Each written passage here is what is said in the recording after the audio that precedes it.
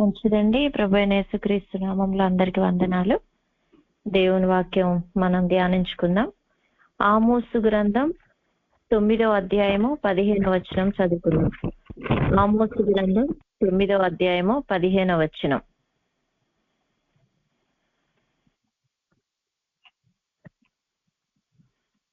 చదువుతారు. వారి దేశమందు నేను వారిని నాటుదును, నేను వారికి ఇచ్చిన దేశంలో నుండి వారు ఇక పెరికి వేయబడరని నీ దేవుడైన యెహోవా సెలవిచ్చుచున్నాడు. ప్రార్థన చేసుకుందాం. పరిశుద్ధుడవు తండ్రి, మీకు వందనాలు. మీ మహా కనికరం వలన ఇదిగో ప్రభా, ఆమోసు గ్రంథం 9వ అధ్యాయం 15వ వచనాన్ని ప్రవక్త అయిన ఆమోసు పశువుల కాపరి అయినప్పటికీ ఆనాటి ఇశ్రాయేలీలను గురించి ప్రవచించిన రీతిగా ఈ రోజు మాకు దేవా ఆ యొక్క ప్రవక్త నోట నుండి వచ్చిన మాట ప్రభా నాయన మీరు మాకు వినిపింపజేస్తున్నారు. అయితే ప్రభా, నేను వారి దేశమందు నేను వారిని నాటేదని అంటున్నావు ప్రభా. మీకు వందనాలు. మేము నాటబడాలి, నాటబడితేనే ప్రభా మేము ఫలిస్తాం. ఆ విధంగా ప్రభా ఆయన స్థిరంగా ఉండి దేవా మీకు వందనాలు, స్తుతులు, స్తోత్రం ప్రభా, స్తోత్రము. మీ మార్గంలో వర్ధిల్లటానికి సహాయం చేయండి, కృప చూపించండి. వాక్యం నీది, ప్రజలు నీవారు దేవా. మీరే ఈ యొక్క మాటల్లోని గూఢార్థం బోధించి సాయం చేసి నడిపించమని యేసునామములో ప్రార్థిస్తున్నాం తండ్రి. ఆమేన్, ఆమేన్. ఆమోసు గ్రంథం 9వ అధ్యాయము 15వ వచనంలో, ఇక్కడ 9వ అధ్యాయంలో మొదటి వచనంలో చూస్తే, యెహోవా బలిపీఠమునకు పైగా నిలిచి ఉండుట నేను చూచితిని. అంటే ప్రవక్త అయిన ఆమోసుకు. ఆమోస్ అంటే ఇక్కడ చూడండి, ఇతడు ఒక యాజకుడు కాదు, లేకపోతే ఏ రకంగా కాదు, కానీ ఈయన ఎలాంటి వ్యక్తి అనంటే కేవలము మరి పశువులు కాసుకునే వ్యక్తిగా, మేడి పండ్లు ఏరుకునే వ్యక్తిగా ఉన్నాడు. కానీ అటువంటి వ్యక్తికి దేవుడు ఎంత అద్భుతంగా ప్రవచనం అనగా దేవుడు దర్శనం ఇచ్చి అతనితో మాట్లాడుతున్నాడు. ఏమని? 9వ అధ్యాయం మొదటి వచనం, యెహోవా బలిపీఠమునకు పైగా నిలిచి ఉండుట నేను చూచితిని. అప్పుడు ఆయన నాకు ఆజ్ఞ ఇచ్చినదేమనగా, గడపలు కదిలిపోనట్లుగా పైకమ్ములను కొట్టి వారందరి తలల మీద వాటిని పడవేసి పగులగొట్టుము. తర్వాత వారిలో ఎక్కడునూ తప్పించుకొనకుండాను, తప్పించుకొని వారిలో ఎవడునూ బ్రతకకుండాను నేను వారందరినీ ఖడ్గము చేత వధింతును. వారు పాతాళంలో చచ్చిపోయినను అచ్చట నుండి నా హస్తము వారిని బయటికి లాగును. ఆకాశమునకెక్కిపోయినను అచ్చట నుండి వారిని దింపి తెచ్చేదను. వారు కర్మేలు పర్వత శిఖరమున దాగినను నేను వారిని వెతికి పట్టి అచ్చట నుండి తీసుకొని వచ్చేదను. నా కన్నులకు కనబడకుండా వారు సముద్రంలో మునిగినను అచ్చటి సర్పమునకు నేను ఆజ్ఞ ఇత్తును, అది వారిని కరచును అని చెప్తూ 8వ వచనం, ప్రభు అయిన యెహోవా కన్ను ఈ పాపిష్టి రాజ్యం మీద ఉన్నది, దానిని భూమి మీద ఉండకుండా నాశనం చేతును. అయితే యాకోబు సంతతి వారిని సర్వనాశనము చేయక విడిచిపెట్టుదును.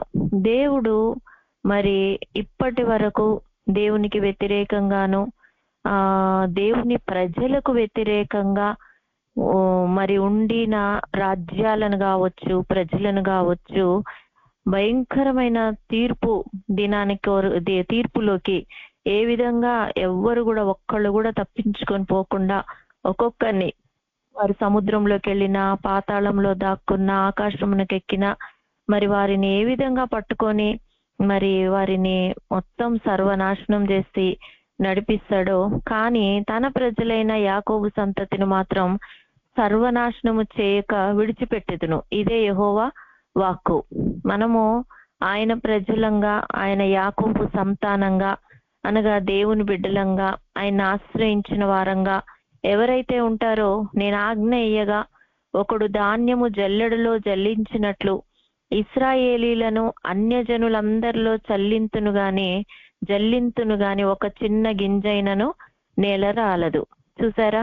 ఎరికో పట్టణం చూస్తే, ఎరికో పట్టణం మొత్తం జల్లెడతో గనక జల్లిస్తే దాంట్లో రాహాబు వాళ్ళ కుటుంబీకులు మాత్రం సర్వనాశనం కాలేదు. వాళ్ళు మాత్రం ఆ జల్లెడ పైన నిలిచారు. దేవుడు వారిని కనికరించాడు, దేవుడు వారిని విడిపించాడు. అలాగే సొదొమ గొమొర్రా గనక చూసినట్లయితే మరి అబ్రహాము యొక్క మరి ఆ లోతును, అతని భార్యను, అతని 2 పిల్లల్ని దేవదూతలను పంపించి దేవుడు ఆ యొక్క పాపిష్టి రాజ్యాన్ని మొత్తం అగ్ని గంధకాల చేత కాల్చివేశాడు. గాని మరి కేవలము ఆ యొక్క లోతు, అతని భార్య, 2 పిల్లల్ని మాత్రం దేవదూతలు చేయి పట్టి ఆ సొదొమ గొమొర్రాలో కాలిపోకుండా ఎలా బయటికి తీసుకొని వచ్చారో, అలాగే మనం యాకోబు సంతానం దేవుని ప్రజలను దేవుడు ఎప్పుడూ కూడా కాపాడే దేవుడుగా ఉంటున్నాడు. అందుకే చూడండి దేవుని వాక్యం, ఆ కీడు మనలను తరిమి పట్టుకొనదు, మన దగ్గరకు రాదు అని నా జనులు అనుకుంటున్నారు. ఇక్కడ 11వ వచనం, పడిపోయిన దావీదు గుడారమును ఆ దినమున నేను లేవనెత్తి దాని గోడను బాగు చేసి దాని పోయిన చోట్లను బాగు చేసి ఎదోము శేషమును నా నామం ధరించుకున్న అన్ని జనులు స్వతంత్రించుకున్నట్లుగా నా జనులు స్వతంత్రించుకుందురు. పూర్వపు రీతిగా దానిని మరలా కట్టుదును, ఈలాగు జరిగించు యెహోవా వాక్కు ఇదే. చూసారా, పూర్వపు రీతిగా దేవుడే మరలా కడతా అంటున్నాడు. పూర్వము ఐగుప్తు దేశంలో నుంచి వచ్చినప్పుడు ఎంతగానో వాళ్ళు దేవుడి మాట విన్నారు, దేవునికి లోబడ్డారు. ఎర్ర సముద్రం దగ్గర కావచ్చు, యోర్దాను నది దగ్గర కావచ్చు, దేవుడు వాళ్ళకు ఒక్కొక్క అద్భుతము సూచక్రియలు చేస్తూ ఉంటే వాళ్ళు దేవునికి ఎంతగానో లోబడ్డారు. కానీ మరలా మధ్యలో వాళ్ళు దేవునికి దూరం అయిపోయిన పరిస్థితి, అనగా దావీదు గుడారము పడిపోయింది, గోడలు పాడైపోయినాయి. కానీ దేవుడు అంటున్నాడు మరలా కడతాను. అంతేకాదు, కోయువారు దున్నువారి వెంటనే వత్తురు, విత్తనములు చల్లువారి వెంటనే ద్రాక్ష పండ్లు తొక్కువారు వత్తురు. పర్వతముల నుండి మధురమైన ద్రాక్ష రసం స్రవించును, కొండలన్నీ రసధారలగును. అవును, దేవుడు తన ప్రజలను పడిపోయిన దావీదు గుడారాన్ని కట్టి దేవుని యొక్క వాక్యము, వెంటనే పరిశుద్ధాత్మ అభిషేకము, ఆ వెంటనే సూచక్రియలు, అద్భుతాలు అన్ని రీతులుగా మన జీవితంలో జరిగేటట్టుగా దేవుడు సహాయం చేస్తా అంటున్నాడు. అందుకనే 15వ వచనంలో వారి దేశమందు నేను వారిని నాటుదును. చూసారా, మన దేశంలో మనం నాటబడాల.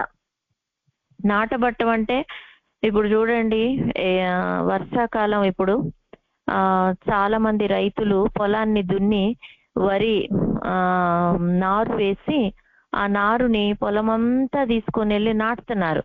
నాటుతుంటే మరి అంతా పని వాళ్ళు వచ్చారు, ఒక 50-30 మంది, 20 మంది, 10 మంది పని వాళ్ళు వచ్చి ఆ నారు తీసుకొని భూమిలోకి, ఆ నీళ్లలోకి మెత్తగా దున్నబడి మెత్తగా అయిపోయిన ఆ భూమిలో ఆ నారు నాటుతున్నారు. కానీ కొన్ని నార్లు ఏమైతుందంటే నాటబడక లోపలికి అవి నాటకోక ఏమైపోతున్నాయి అంటే నీళ్లలో పైకి తేలుతున్నాయి, అవి నాటబడలా. ఒకవేళ అవి భూమిలో నాటబడక పైకి తేలితే అది ఎదుగుతుందా? ఎదగదు. ఫలిస్తుందా? ఫలించదు. కాతగాస్తుందా? కాయదు. అందుకని వ్యవసాయదారుడు గమనించి మళ్ళా 2వ రోజు వెళ్ళి ఏవేవైతే నీళ్లలో తేలుతున్నాయో, ఏవైతే సరిగా నాటుకోలేదో వాటిని మళ్ళా నాటుతాడు. అలాగే ఈరోజు దేవుడు ఇప్పటి వరకు ఆత్మీయంగా ఒకవేళ పడిపోయిన స్థితిలో గోడలు పడిపోయినాయో, గుడారం పడిపోయిందో, ఏ విషయంలో అనగా కోసే విషయంలో కోయివారు తక్కువైపోయారేమో, దున్నువారు, విత్తనాలు చల్లేవారు, ద్రాక్ష పండ్లు తొక్కువారు, ఈ విధంగా అన్ని వెంటనే జరగటానికి దేవుడు కార్యంగా దేవుడు నాటుతానంటున్నాడు. నేను వారికి ఇచ్చిన దేశంలో నుండి వారు ఇక పెరికి వేయబడరని నీ దేవుడైన యెహోవా సెలవిస్తున్నాడు.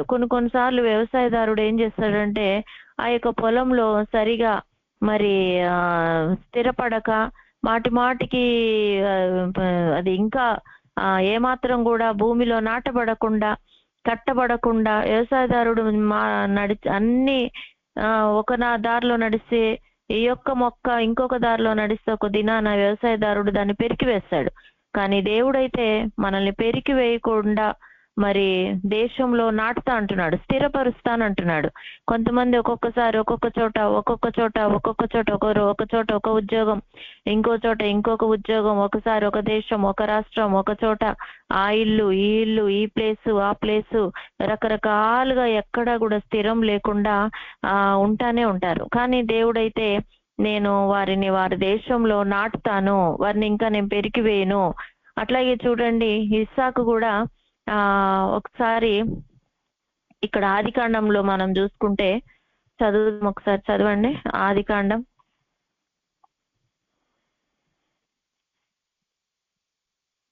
26వ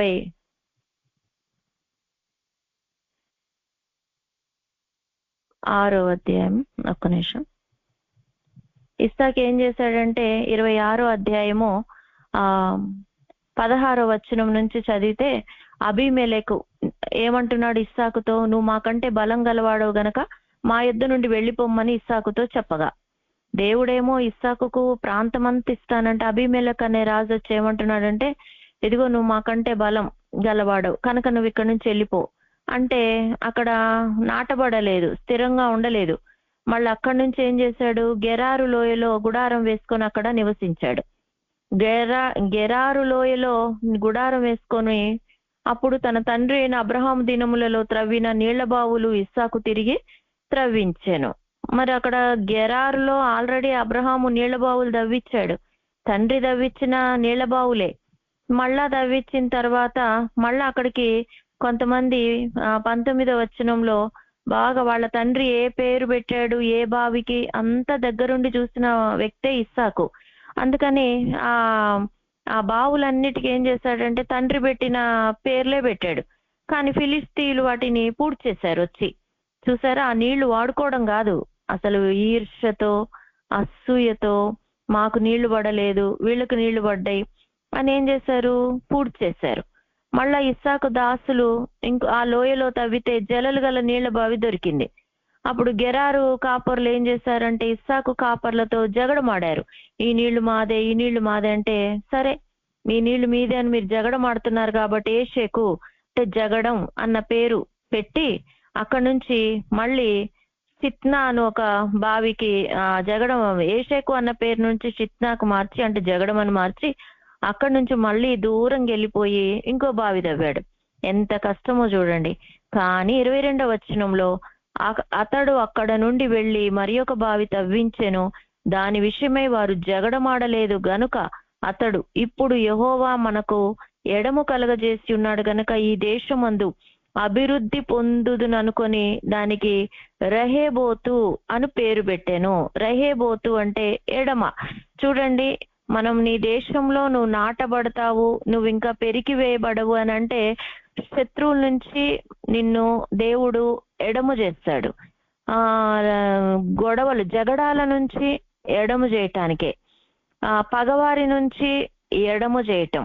అదే నీ దేశమందు వారి దేశమందు నేను వారిని నాటుదును, ఇంకా పెరికి వేయలేరు. ఫిలిస్తీన్లు రారిగా, గెరారు గొర్రెల కాపర్లు రారు, ఎవరు రాని మంచి దేశమందు దేవుడు నాటుతానంటున్నాడు.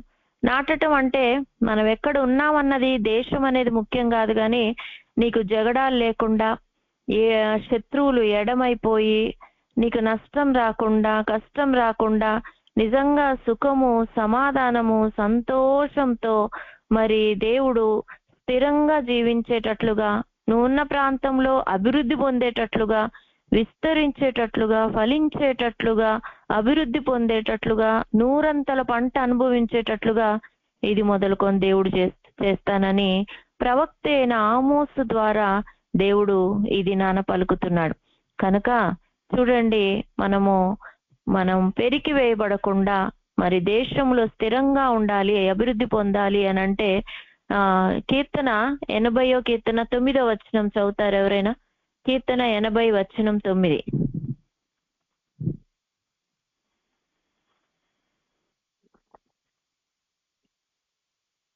దానికి తగిన స్థలము పరిచితిని, దాని వేరు లోతుగా పారి అది దేశమంతటా వ్యాపించెను.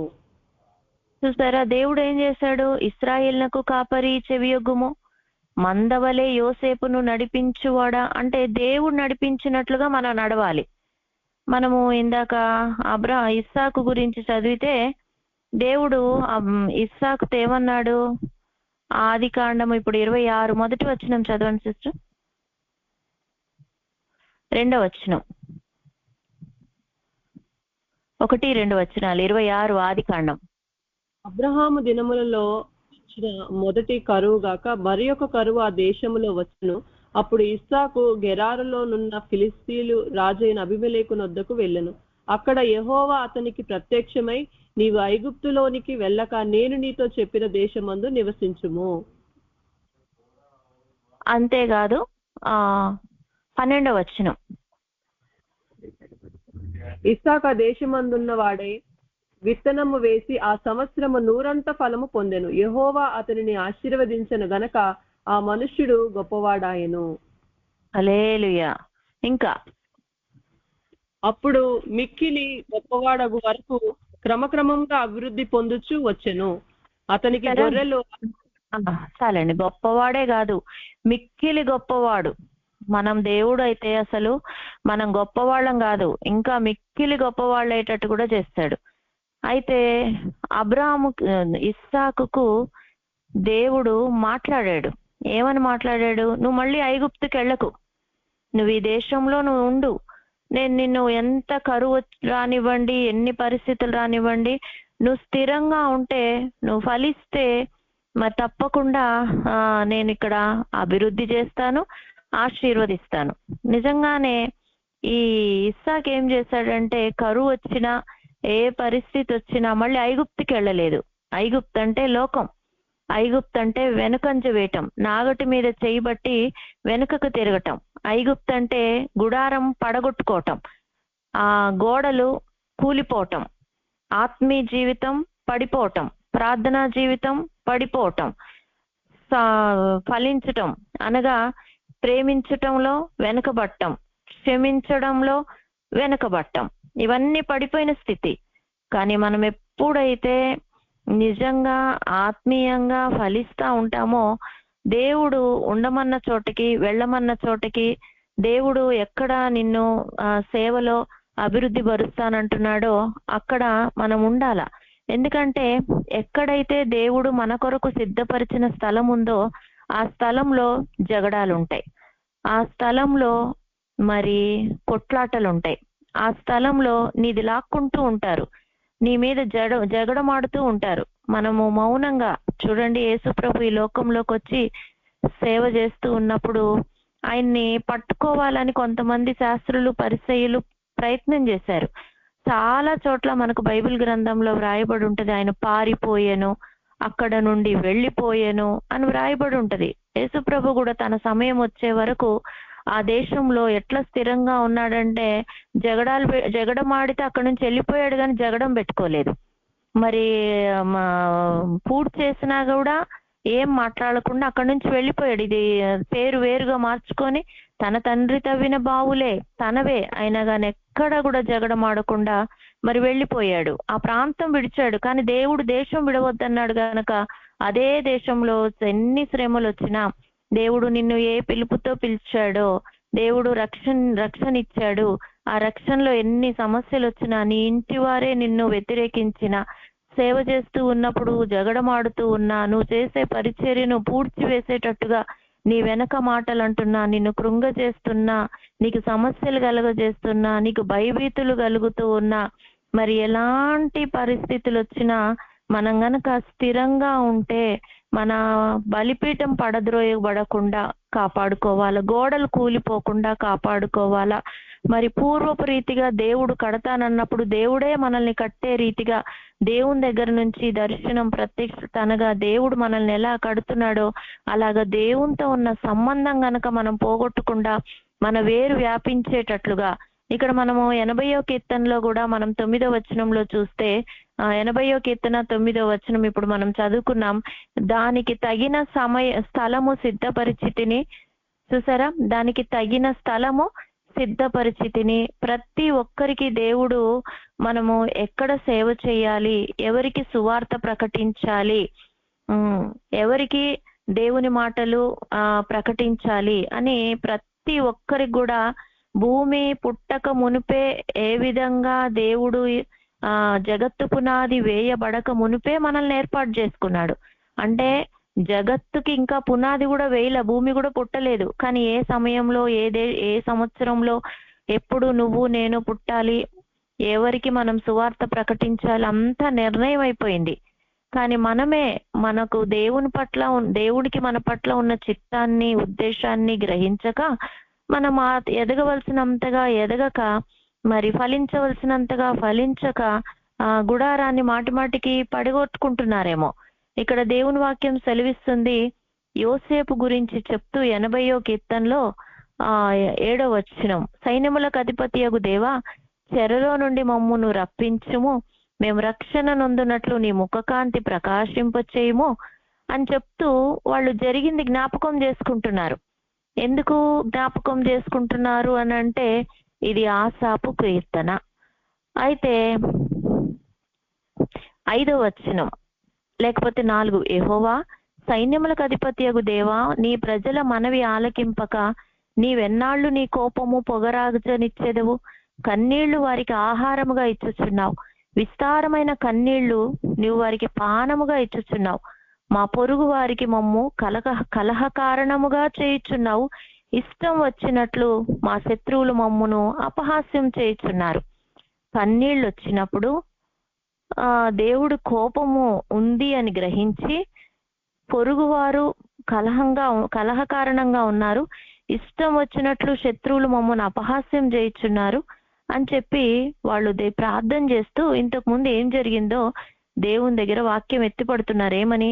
నీవు ఐగుప్తులో నుండి ఒక ద్రాక్షావల్లిని తెచ్చితివి, అన్యజనులను వెళ్ళగొట్టి దాని నాటితివి, దానికి తగిన స్థలము సిద్ధపరిచితివి, దాని వేరు లోతుగా పారి అది దేశమంతటా వ్యాపించెను, దాని నీడ కొండలను కప్పెను, దాని తీగలు దేవుని దేవదారు వృక్షములను ఆవరించెను, దాని తీగలు సముద్రం వరకు వ్యాపించెను, యూఫ్రటీసు నది వరకు దాని రెమ్మలు వ్యాపించెను.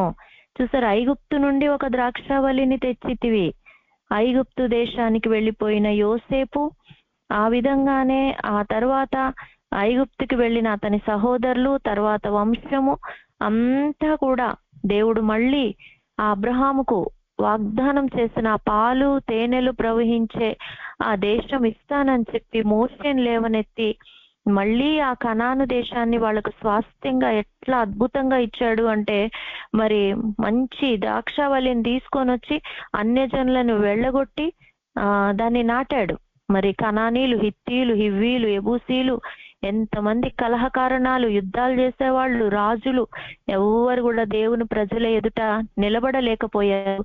వారి దేశమందు వారిని నాటాడు, ఎన్నడూ పెరికివేయబడరు అని చెప్పి నేటికి ఇశ్రాయేలు దేశాన్ని దేవుడు ఎవరు పెరికేయాలనుకున్నా పెరికేయలేకపోతున్నారు. మిమ్మల్ని అందరినీ కూడా దేవుడు స్థిరపరచడానికి ఇష్టపడుతున్నాడు. ఎవరు పెరికివేయాలన్నా పెరికివేయలేని రీతిగా స్థిరపరుస్తానంటున్నాడు. అయితే మనము ఒక పరిస్థితి వచ్చినప్పుడు ఏ విధంగా మరి ఇశ్రాయేలీలు మరి దానికి స్థలం సిద్ధపరిచితివి, దేవా నేను సేవ చేసే స్థలం ఏంటి, నేను ఏ వ్యక్తికి వాక్యం చెప్పాలి, నువ్వు నన్ను ఎక్కడ స్థిరపరచబోతున్నావు, ఇది మనకు ఒక స్పష్టమైన అవగాహన ఉండాల. అవగాహన ఉండటమే కాదు, దేవునితో ఒక మంచి ఆ సంబంధం ఏర్పడితేనే మనం ఈ రీతిగా మరి దేవుని నడిపింపులోకి మనం వస్తాం. అందుకనే దానికి తగిన స్థలం సిద్ధం. అందుకే మనం ఎప్పుడైతే దేవుని చిత్తానుసారమైన స్థలంలో, దేవుని చిత్తానుసారమైన ప్రదేశంలో, ఆయన సేవలోకి మనం, అందుకే దేవదర్శన ప్రకారమే వెళ్ళి తిని మరియు నా ప్రయాసము వ్యర్థమైన పోయినదేమో, వారికి ప్రకటించిన సువార్త వ్యర్థమైపోతుందేమోనని గలతీలకు రాసిన పత్రికలో కూడా పౌలు భక్తుడు చాలా స్పష్టంగా చెప్తున్నాడు. చూడండి, గలతీలకు రాసిన పత్రిక 2వ అధ్యాయము 2వ వచనం, దేవదర్శన ప్రకారమే వెళ్ళి తిని మరియు నా ప్రయాసము వ్యర్థమవునేమో లేక వ్యర్థమైపోయినదేమో అని నేను అన్య జనులలో ప్రకటించుతున్న సువార్తను వారికిని ప్రత్యేకంగా ఎన్నికైన వారికి విశుద్ధపరిచితిని. చూసారా, దేవుడు వారికి ప్రత్యేకంగా ఎన్నికైన వారికి విశుద్ధపరిచాడు. ఎందుకంటే పౌలు భక్తుడు కూడా ఆయన పరిచర్యలో ఆయన మరి ఆయన మొదటగా ఆయన వేరే చోటకి వెళ్ళాలనుకున్నాడు, కానీ దేవుని యొక్క ఆత్మ అతన్ని వెళ్ళనివ్వలేదు.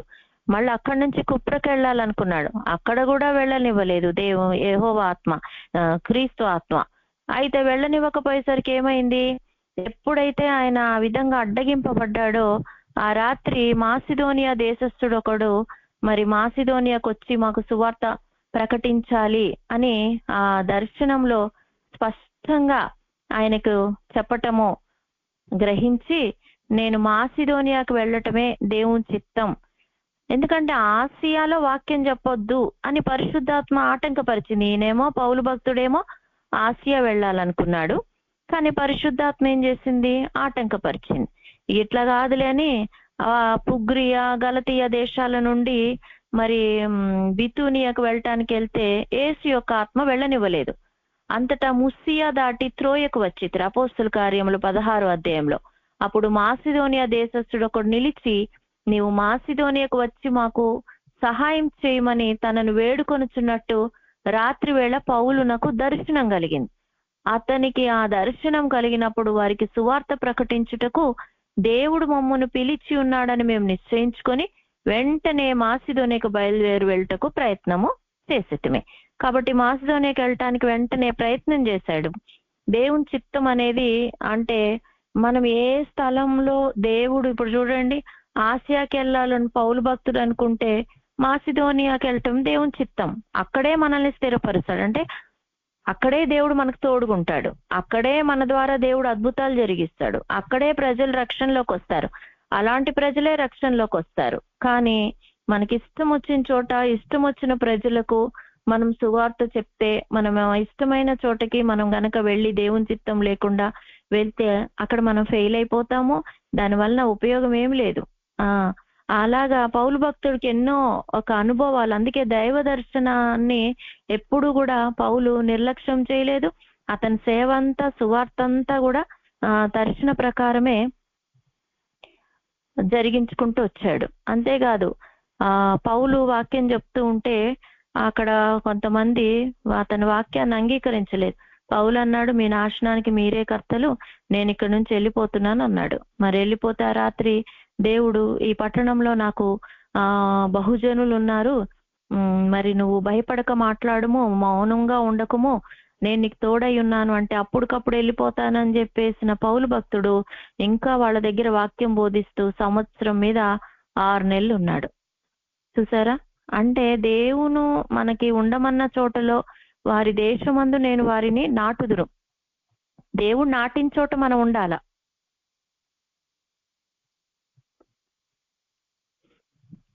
మీరు ఎప్పుడన్నా వ్యవసాయం చేసే వాళ్ళకి చూడండి, నారు చాలా ఉంటది. ఆ వ్యవసాయదారుడు ఆ నారును ఏ మడిలో వేయాలో ఆ మడిలోనే వేస్తాడు. అది వ్యవసాయదారుడు ఇష్టం. అట్లాగే భూమంతా దేవుడిదే. మనం ఎక్కడ ఎవరిని ఎక్కడ నాటితే మనం అక్కడే ఉండాల. అంతేగాని మనం ఇష్టం వచ్చిన చోట వెళ్ళడం గాని, ఇష్టం వచ్చిన చోటగా కలహం ఉంది కదా అని చెప్పి, గొడవలు ఉన్నాయి కదా అని నేను ఇక్కడే ఉంటా, నువ్వే ఏం చేస్తావు చేసుకోపో, అట్లా మనుషులతో కలహాలు పెట్టుకోవద్దు. ఎన్ని కలహాలున్నా ఏమున్నా దేవుడు ఉండమంటూ ఉండాలి, దేవుడు వెళ్ళిపోమంటే వెళ్ళిపోవాలా. అందుకనే చూడండి, ద్వితీయోపదేశకాండం 10వ అధ్యాయం 5వ వచనం గనక మనం చూస్తే, ద్వితీయోపదేశకాండం 10వ అధ్యాయం 5వ వచనం చదవండి ఎవరన్నా.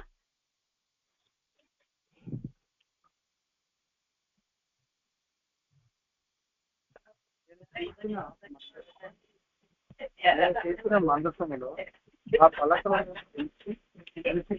ఎక్కువ నాకు ఆజ్ఞాపించినట్టు వాటిని దాంట్లో చాలండి. ఇక్కడ ఏమైందంటే ద్వితీయోపదేశ కాండంలో మొట్టమొదట మోషే ఆ యొక్క సీనాయి కొండ మీదకి దేవుడు రమ్మంటే 2 రాతి పలకలు తీసుకొని వెళ్ళాడు. 2 రాతి పలకలు తీసుకొని వెళ్తే అక్కడ దేవుడే తన స్వయంగా తన వేలితో 10 ఆజ్ఞలు రాశాడు. ఆ 2 రాతి పలకలను తీసుకొని మోషే దేవుని సన్నిధి నుంచి బయలుదేరి కిందకి ఇశ్రాయేల్ దగ్గరికి వస్తుండగానే ఇశ్రాయేలీలు పోత పోసిన ఒక దూడను చేసుకొని, నువ్వే ఐగుప్తులో నుంచి మమ్మల్ని తీసుకొచ్చిన దేవుడు అని దాని ముందు నాట్యమాడుతూ ఎన్నో రకాలుగా ఆ విధంగా చేస్తుంటే మోషే కోపం పట్టలేక ఆ దేవుడు రాసిన రాతి పలకల్ని ఏం చేశాడంటే పగలగొట్టేశాడు. ఎప్పుడైతే మోషే ఆ రాతి పలకల్ని పగలగొట్టేశాడో, ఇప్పుడు అంటే మొదటిసారి అది పగలగొట్టబడింది. ఇప్పుడు ఇది రెండవసారి. 10వ అధ్యాయం 1వ వచనం. ఆ కాలమందు యెహోవా మునుపటి వాటి వంటి 2 రాతి పలకలను నువ్వు చెక్కుకొని కొండ ఎక్కి నా యొద్దకు రమ్ము. నీవు ఒక కర్ర మందసమును చేసుకొనవలెను. నీవు పగలగొట్టిన మొదటి పలకల మీదనున్న మాటలను నేను ఈ పలకల మీద వ్రాసిన తర్వాత నీవు మందసములో వాటిని ఉంచవలెనని నాతో చెప్పెను. కాబట్టి నేను తుమ్మకర్రతో ఒక మందసమును చేయించి మునుపటి వాటి వంటి 2 రాతి పలకలను చెక్కి ఆ 2 పలకలను చేత పట్టుకొని కొండ ఎక్కి తిని. ఇది రెండవసారి. దేవుడు ఈసారి ఏం చెప్పాడంటే, ఈసారి నువ్వు 2 రాతి పలకలను చెక్కుకొని వచ్చేటప్పుడు తుమ్మకర్రతో ఒక మందసం కూడా చేపించు. ఎప్పుడైతే తుమ్మకర్రతో మందసం చేపిస్తావో అని చెప్తే మోషే తుమ్మకర్రతో మందసం చేపించాడు. ఆ 2 రాతి పలకలను మళ్ళీ పట్టుకొని మళ్ళా రెండవసారి కొండెక్కితే దేవుడు ఇంతకు ముందు లాగానే 10 ఆజ్ఞలు రాశాడు. కానీ ఈసారి మాత్రం నువ్వు వెళ్ళి వాటిని మందసంలో పెట్టు, ఆ తుమ్మకర్రతో చేసిన మందసంలో పెట్టుకో అన్నాడు. అంటే ఇంతకు ముందు దేవుడు ఈ రోజు ఈ వాక్యం వింటున్న ప్రతి ఒక్కరికి ఈ మాటలు చెప్పాడు. మీకు తెలియనేం కాదు, ఇవన్నీ కూడా తప్పకుండా తెలుసు. కానీ మొదటిసారి దేవుడు చెప్పినప్పుడు వినలేదు. దేవుడు ఉండమన్న చోటలో ఉండలేదు. దేవుడు నడవమన్న రీతిగా నడవలేదు. దేవుని వాక్యాన్ని పక్కన పెట్టారు. దేవుని మాటల్ని పక్కన పెట్టారు. దేవుని పిలుపుని నిర్లక్ష్యం చేశారు. కానీ ఇప్పుడు ఇది రెండవసారి తుమ్మకర్ర అంటే మన హృదయమే. ఈ వాక్యము మన హృదయంలో గనక మనం ఉంచుకున్నట్లయితే, హృదయంలో గనక దీన్ని రాసి పెట్టుకున్నట్లయితే ఖచ్చితంగా మరి ఈసారి చెప్పే ఈ మాటలన్నీ కూడా హృదయంలో నాటబడాల. ఖచ్చితంగా రెండవసారి వీటిని అనుసరించి మనం నడిచే వ్యక్తులంగా ఉండాల. అందుకనే దేవుని వాక్యం సెలవిస్తుంది. చదవండి, కొరింథీయులకు రాసిన 2వ పత్రిక 3వ అధ్యాయం 17వ వచనం. కొరింథీయులకు రాసిన 2వ పత్రిక 3వ అధ్యాయము 17వ వచనం.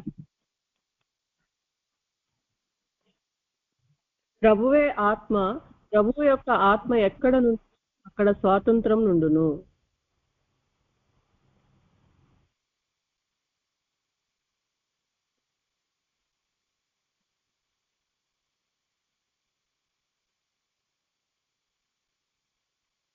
కట్టేనట్లు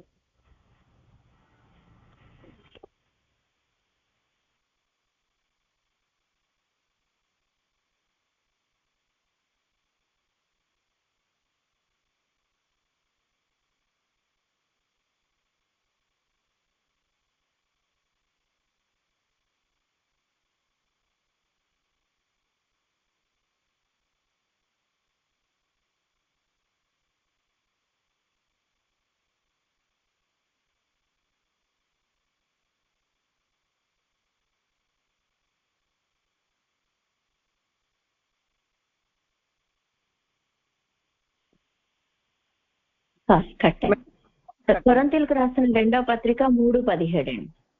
ప్రభువే ఆత్మ ఎక్కడ ఉందో అక్కడ స్వాతంత్రం ఉండును. చూసారా, ప్రభువే ఆత్మ, ప్రభు యొక్క ఆత్మ ఎక్కడ ఉండునో అక్కడ స్వాతంత్రం ఉండును. మనము ఆత్మకు స్వాతంత్రం ఇవ్వాలి.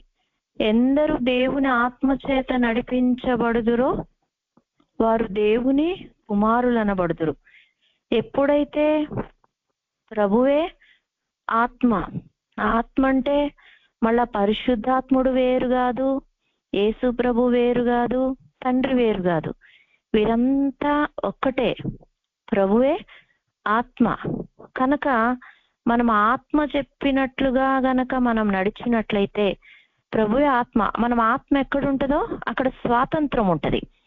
దేవుడు ఉండమన్న చోట, దేవుడు వెళ్ళమన్న చోట, దేవుడు చెప్పమన్న ప్రజలకు దేవుడు నడిపించమన్న ప్రజలకు గనక మనము చెప్పి నడిపిస్తే గనక ఆత్మకు మనము స్వాతంత్రం ఇచ్చి అక్కడ ఆత్మ ఏం చేస్తుందంటే కార్యం జరిగిస్తా నిజంగా మనం స్వతంత్రులైపోయి దేవుని కార్యాలు ఎవరికి విడుదలో, ఎవరికి స్వస్థతో, ఎవరికి అభిషేకమో, దేవుని కార్యాలన్నీ కూడా మన జీవితంలో జరిగి నిజంగా దేవుని ఉద్దేశాన్ని మనం పరిపూర్ణంగా నెరవేర్చే వారిగా ఉంటాం.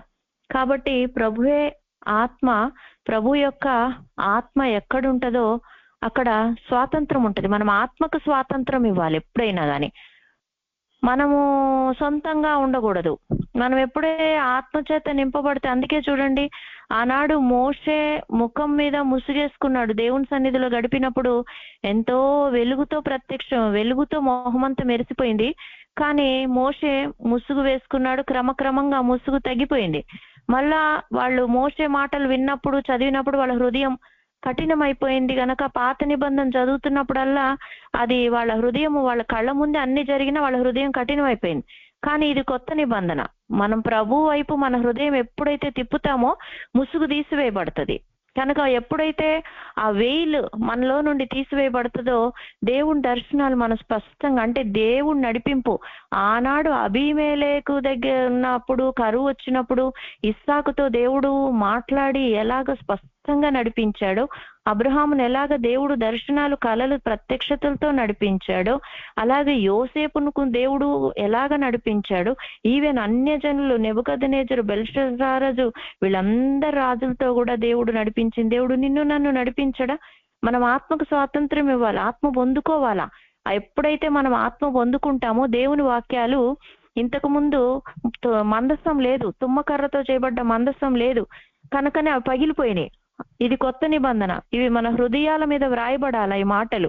వీటిని మన హృదయంలో భద్రం చేసుకోవాలి. ప్రతి ఒక్కళ్ళు, నువ్వు ఒక దేశంలో నాటబడాలా, స్థిరత్వం లేక బాధపడుతున్నావా, ఏ ఉద్యోగం చేయాలో అర్థం కాని స్థితిలో ఉన్నావా, ఏ రకంగా కూడా నీకు దిక్కుతోచని పరిస్థితి ఉందా, అయితే ప్రభువా నేనేమి చేయగోరుతున్నావు అని పౌలు భక్తుడు అడిగినట్లుగా పరిశుద్ధాత్ముడికి స్థానం ఇచ్చి, దేవుని ఆత్మకు స్థానం ఇచ్చి, ముసుగు తీసివేయబడి దేవుని సన్నిధికి వెళ్ళి, ప్రభువా నేను ఎక్కడికి వెళ్ళాలి, ఏం చేయాలి, నీ నడిపింపు ఏంటి అని అనేదాకా పోకుండా ఉండండి. అసలు ఏం కాదు. కానీ దేవుని ఆత్మ ఎప్పుడైతే ఉంటది అక్కడ స్వాతంత్రం ఉంటది. కనుక మనము మహిమ నుండి అధిక మహిమలోకి వెళ్ళిపోతాం. కాబట్టి ఏ దర్శనం దేవుడు ఇచ్చినా, ఏది చేసినా మీరు అనొచ్చు మాకు ఎన్నో సంవత్సరాలు అయిందండి, ఆ దర్శనం వచ్చింది, ఈ దర్శనం వచ్చిందని. దేవుని మాటలు ఎప్పుడు నిరర్ధకం కావు. హబక్కూకు గ్రంథం 2వ అధ్యాయం 3వ వచనం చదువుదాం. హబక్కూకు గ్రంథం 2వ అధ్యాయం 3వ వచనం.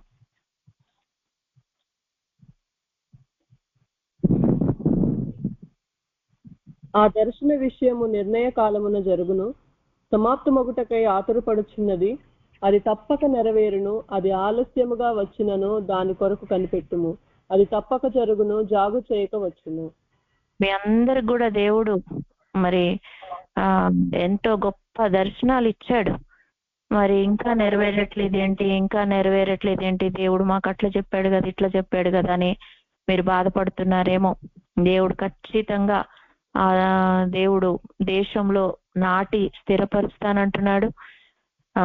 ఐగుప్తు దేశంలో నుండి ద్రాక్షవల్లిని ఐగుప్తు దేశంలో నుంచి వచ్చి ఇస్రాయేల్ దేశంలో ఎట్లా స్థిరపరిచాడో తన ప్రజలను, మిమ్మల్ని అందరినీ కూడా దేశమంతటా వ్యాపింపజేసి మీ ద్వారా అనేక మంది రక్షణలోకి రావటానికి, అభిషేకింపబడటానికి, దేవుని కార్యాలు మీ ద్వారా జరిగించడానికి దేవుడు ఎంతగానో ఇష్టపడుతున్నాడు.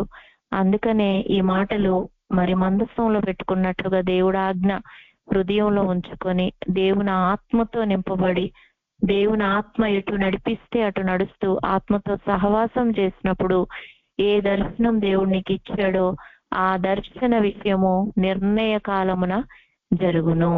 చూసారా, నిర్ణయ కాలం మీదికి సంవత్సరానికి నేను మళ్ళా వస్తాను, నిర్ణయ కాలమున శారాకు మగబిడ్డ పుడతాడు అని దేవదూతలు చెప్పినప్పుడు ఇక అయిపోయింది. అప్పటి వరకు ఇస్తా అన్న దేవుడు మళ్ళీ వచ్చే సంవత్సరంకి ఇస్తానని కరెక్ట్ టైం చెప్పాడు.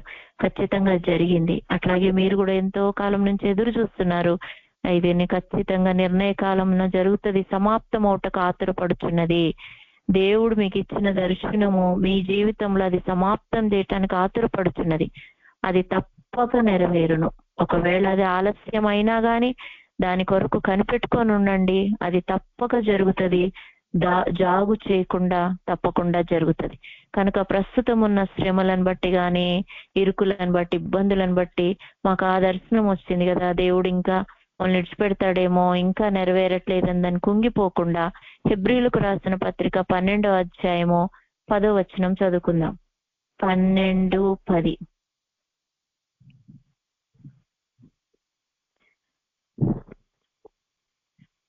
వారు కొన్ని దినముల మట్టుకు తమకిష్టము వచ్చినట్లు మనల్ని శిక్షించిరి, కానీ మనము తన పరిశుద్ధతలో పాలు పొందవలెనని మన మేలు కొరకే ఆయన శిక్షించుచున్నాడు.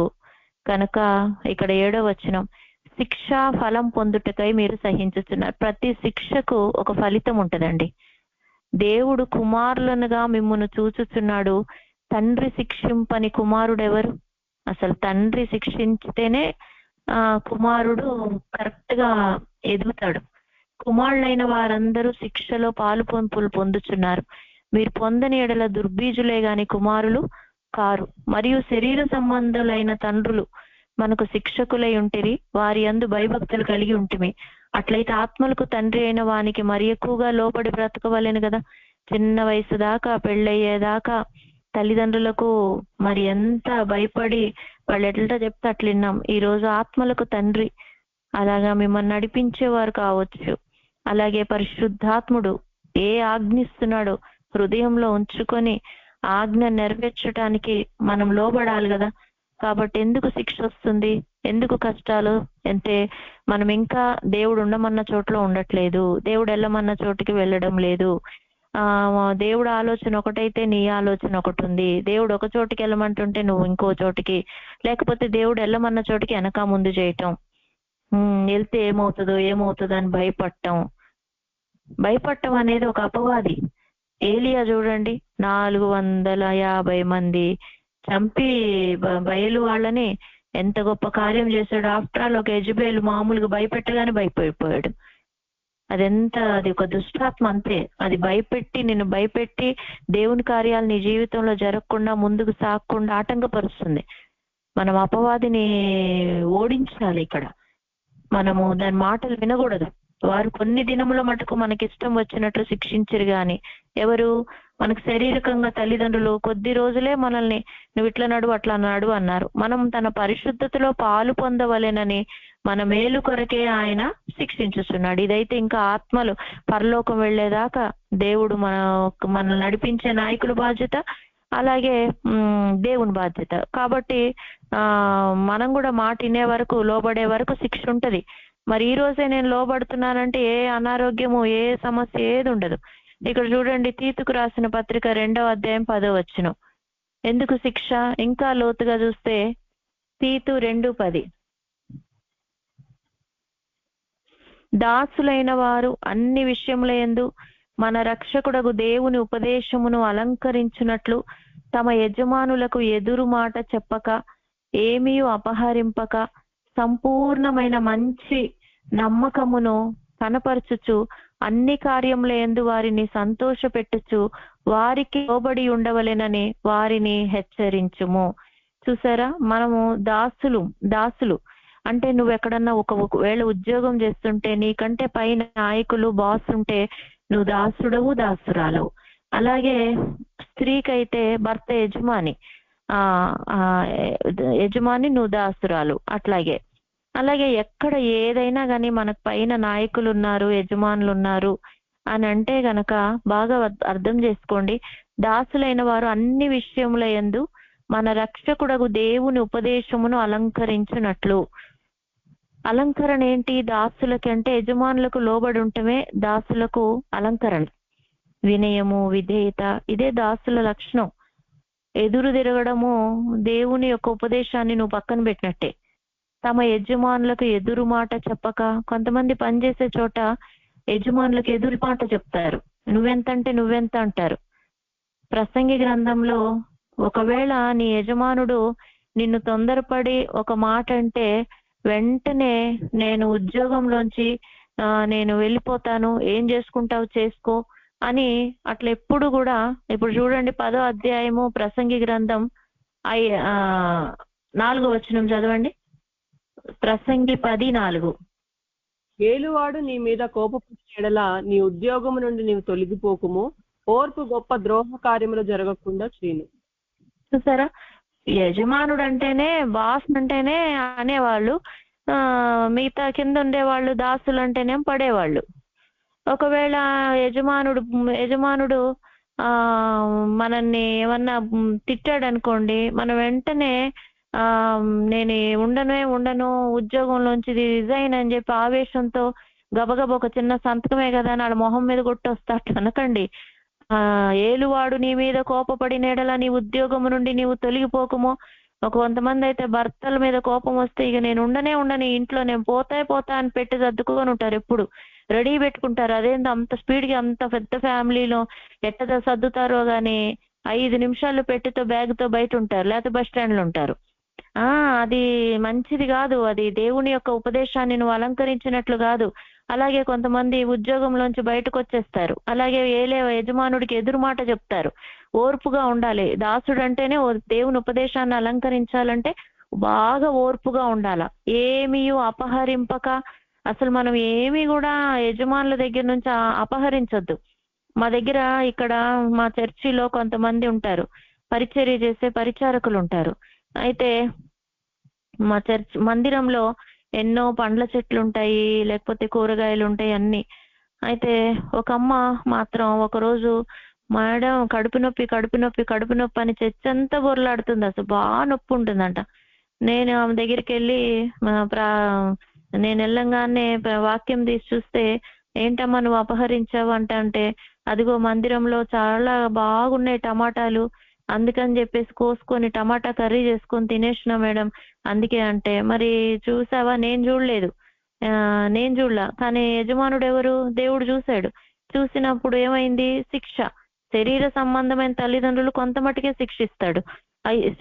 ఇది ఆత్మలకు కాపరి. కొంతమంది పనిచేసే చోట పెన్నులు తెచ్చుకుంటారు, ఇంటికి పేపర్లు తెచ్చుకుంటారు. కొంతమంది ఉద్యోగం చేసే చోట ఇంకా అసలు ఏమేంటో, అది ఏముందిలే మేము చేయట్లేదా అన్నట్టుగా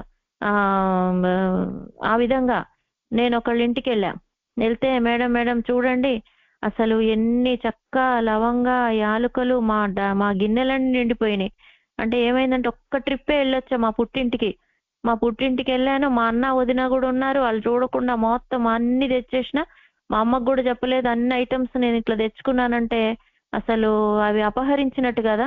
నేనన్నా అది దొంగతనం కిందకు వస్తుందమ్మా అంటే, మా అమ్మోళ్ళ ఇంట్లోనే కదా. మీ అమ్మోళ్ళ ఇంట్లోనే కావచ్చు, నీ భర్తే కావచ్చు, ఆయన జేబులోంచే కావచ్చు, 100 రూపాయలు కాదు 5 పైసలు కూడా చెప్పకుండా తీసుకుంటే అది దొంగతనం కిందకే వస్తుంది. అలాగే నీ తల్లిదండ్రులకైనా కానీ నువ్వు చెప్పి తీసుకోవాలి, అత్తమామలకైనా చెప్పి తీసుకోవాలా.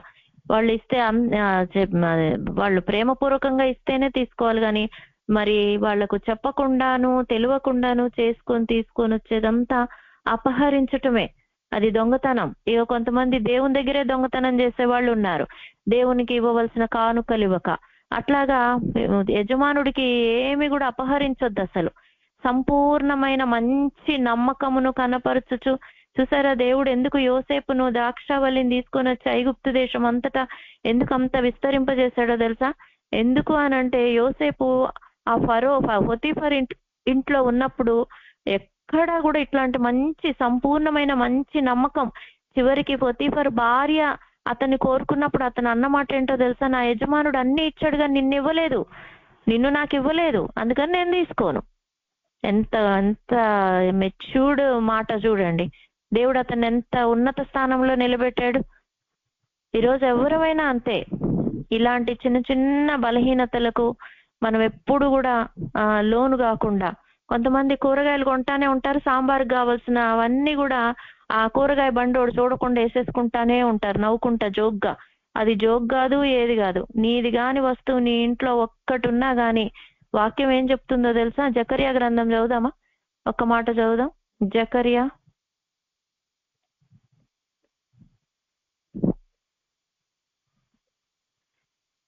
5వ అధ్యాయము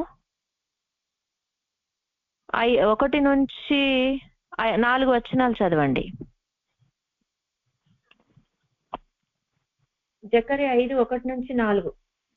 నేను మరలా తేరి చూడగా ఎగిరిపో పుస్తకం ఒకటి నాకు కనబడును. నీకేమి కనబడుచున్నదని అతడు నన్ను అడగగా నేను 20 మూరల నిడివియు 10 మూరల వెడల్పు గల ఎగిరిపో పుస్తకం ఒకటి నాకు కనబడుచున్నదంటిని.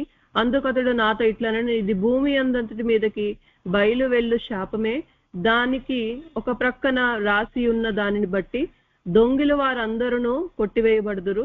రెండో పక్కన రాసి ఉన్న దానిని బట్టి అప్రమాణికులందరూ కొట్టివేయబడుదురు. ఇదే సైన్యములకు అధిపతికు యెహోవా వాక్కు. నేను దాన్ని బయలుదేర చేయుచున్నాను. అది దొంగల ఇండ్లలోను నా నామమును బట్టి అబద్ధ ప్రమాణము చేయువారి ఇండ్లలోను ప్రవేశించి వారి ఇండ్లలో ఉండి వాటి దూలములను రాళ్లను నాశనము చేయును. చూసారా వాటి దూలములు. ఈ రోజు ఎందుకు దావీదు గుడారం పడిపోయింది? వాళ్ళ గోడలు ఎందుకు పడిపోయినాయి? మరి ఆకాను యెహోషువ అంతటి ఎరికోను మొత్తం జయించిన యెహోషువ సైన్యం మరి పోయి చిన్న హాయి పట్టణం మీద ఓడిపోయి వచ్చారు. ఎందుకు అనంటే ఆకాను దాచిపెట్టాడు. శపితమైన దాంట్లో తీసుకోకూడదు, దొంగిలించొద్దు అని చెప్తే దొంగిలించి తన గుడారంలో చాటుగా దాచిపెట్టాడు. కానీ చీటి అతని పేరు మీదే పడింది. అతన్ని గుడారాన్ని అతన్ని మొత్తం కాల్చేసినాక అప్పుడు విజయం ఇచ్చాడు. ఈ రోజు నీ ఇంట్లో ఉన్న వస్తువు ఏదైనా సరే, పక్కింటోళ్ళ గిన్నెైనా సరే, పరిశుద్ధాత్మ మనం పొందుకోవాలంటే ఒక అమ్మ అసలు పరిశుద్ధాత్మ పొందుకోవట్లేదంట. ఆమోసయ్య గారు ఇంకొక పాస్టర్ గారు వాళ్ళ ఇంటికి వెళ్ళి 3 రోజులు వాళ్ళ సంఘంలో కూడికలైతే ఈ అమ్మ ఇంట్లో అయ్యగారిని ఉంచారంట. అయితే 1వ రోజు 2వ రోజు సంఘం అంతా పరిశుద్ధాత్మ పొందుకుంటుంది కానీ ఈమె మాత్రం పొందుకోవట్లేదంట. నేనెందుకు పొందుకోవట్లేదు అందరు అంటున్నారంట. అయ్యగారులు మీ ఇంట్లోనే ఉంటున్నారు, నువ్వెందుకు ఆత్మ పొందుకోవట్లేదు అని చెప్పేసి అందరూ ఒక రకంగా కొంచెం ఇదిగా అనేసరికి ఆమెకు బాగా దుఃఖం వచ్చి అయ్యగారు వాళ్ళు ఎక్కడ మోకరించారు అక్కడే మోకరించి, ప్రవ్వా మరి నేనెందుకు ఆత్మ నాకెందుకు ఇవ్వట్లేదంటే ఈమె ఒకసారి పక్కింటి ఆమె ఒక కూర వేసి ఇచ్చిందంట ఒక గిన్నెలో. ఆ గిన్నె పక్కింటి ఆమెకి ఈమెనే పక్కింటి ఆమెకి ఒక కూర వేసి ఇచ్చింది గిన్నె. ఆ పక్కింటి ఆమె గిన్నెను పోగొట్టిందో ఏం చేసిందో తెలియదు కానీ ఇవ్వలేదట. ఈమెకు బాగా కోపం వచ్చి నా గిన్నె ఇవ్వవా అని పక్కింటికి వెళ్ళి అలాంటి గిన్నెనే వాళ్ళ గిన్నె తీసుకొని వచ్చింది. మన దృష్టిలో కూడా అవును మన వస్తువు ఇవ్వలేదు కాబట్టి సేమ్ అట్లాంటిది తెచ్చుకుని తప్పే ఉంది అని అనిపించచ్చు. ఆమె ఇష్టపూర్వకంగా ఇవ్వలేదు కదా, పోయి బలవంతంగా బలాత్కారంగా లాక్కొని వచ్చింది కదా. దేవుడు ఆమెకు ఆ గిన్నె చూపించాడు. ఎప్పుడైతే ఆ గిన్నె దేవుడు చూపించండి, అమ్మో ఈ గిన్నెనా, ప్రభు ఆత్మ దేవుని ఆత్మ నా దగ్గరికి రాకుండా ఈ గిన్నె నన్ను ఆటంకపరుస్తుంది కదా అని చెప్పి గబగబా పక్కింటికి వెళ్ళి ఆ గిన్నెను ఆమెకి ఇచ్చేసి వచ్చిన తర్వాత ఆమె అదే రోజు పరిశుద్ధాత్మతో నింపబడింది. ఒక అమ్మకు అట్లాగే కాలి పట్టాలు కనబడ్డాయి.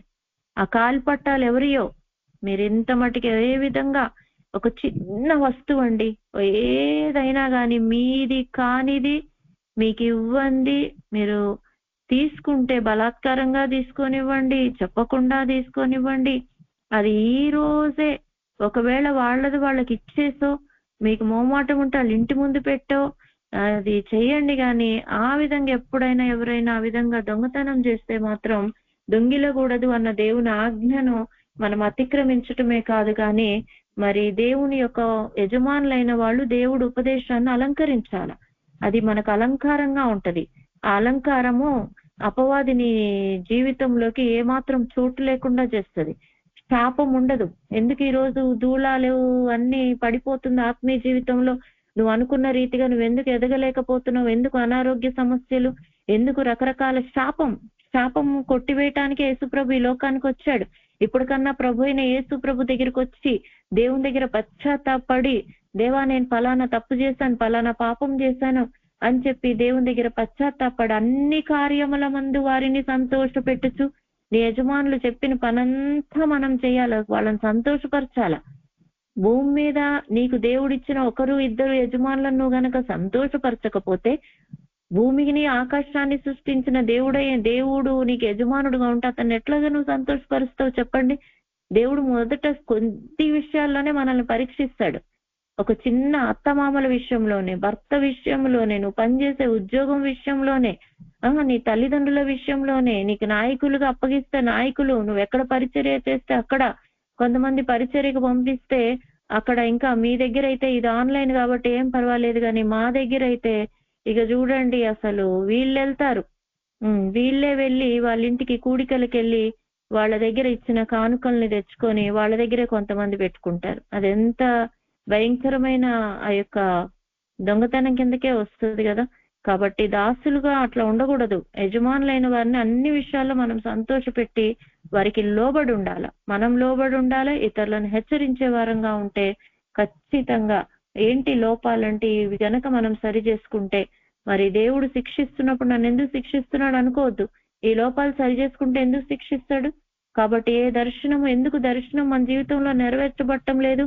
ఎక్కడుందో దొంగతనం చేసింది, ఎక్కడుందో అపవిత్రమైంది, ఎక్కడ ఉందో అపహరించింది, ఏదున్నా ఇప్పుడే ప్రభు దగ్గరికి వెళ్ళి, ప్రభువే ఆత్మ, ప్రభు యొక్క ఆత్మ ఎక్కడ ఉండనో అక్కడ స్వాతంత్రం ఉంటది. కనుక దేవుని ఆత్మ నీ జీవితంలోకి రావాలి. దేవుని ఆత్మ ఇప్పుడు బలంగా నువ్వు పొందుకోవాలా. దేవుని శక్తితో నువ్వు బలంగా నింపబడాలి. అపవాది క్రియలు, శాపము, ఆ పుస్తకం నీ ఇంట్లోంచి, నీ దూలాల్లోంచి, నీ గోడల్లోంచి ఎగిరిపోవాలా. ఆశీర్వాదం నీ జీవితంలోకి రావాలి. ఆనాడు ఏ విధంగా అయితే దేవుడు ఇస్సాకును ఆశీర్వదించాడో, 100 పంట వచ్చిందో, ఈ రోజు నన్ను కూడా దేవుడు ఆశీర్వదించాలని దేవుడైతే ఆమోస్ ప్రవక్త ద్వారా సెలవిస్తూ, వారి దేశంలో నేను వారిని నాటుతాను, అంతేకాదు వారికి ఇచ్చిన దేశంలో నుండి ఇంకా నేను ఎప్పుడూ పెరికివేయను. అట్లాంటి గొప్ప ఆశీర్వాదం దేవుడు మిమ్మల్ని స్థిరపరచబోతున్నాడు. దేవుడు మిమ్మల్ని ఆశీర్వదించబోతున్నాడు. దేవుడు మిమ్మల్ని హెచ్చించబోతున్నాడు. దేవుడు అలాంటి కృప మీ జీవితంలో ఏ దర్శనం దేవుడు ఇచ్చాడో ఆ గొప్ప దర్శనం, అది ఆశీర్వాదకరపు దర్శనం, అది మీ జీవితంలో నెరవేర్చడానికి సిద్ధంగా ఉంది, నెరవేర్చబడడానికి. కనుక దేవుని సన్నిధిలో ఒప్పుకొని మంచి నమ్మకాన్ని కనపరుస్తూ, మోషే తన ఇల్లంతట్లో నమ్మకస్తుడు. యేసు ప్రభు కూడా కుమారుడై ఉండి నమ్మకంగా ఉన్నాడు. తండ్రికి అప్పగించిన పనంతా జరిగించాడు. మనం కూడా అలా జరిగించి ముందుకు సాగాలని కోరుతూ మరి యొక్క వాక్యాన్ని ముగిస్తున్నాం. ప్రార్థన చేసుకుందాం. సిస్టర్ గారికి సమయం.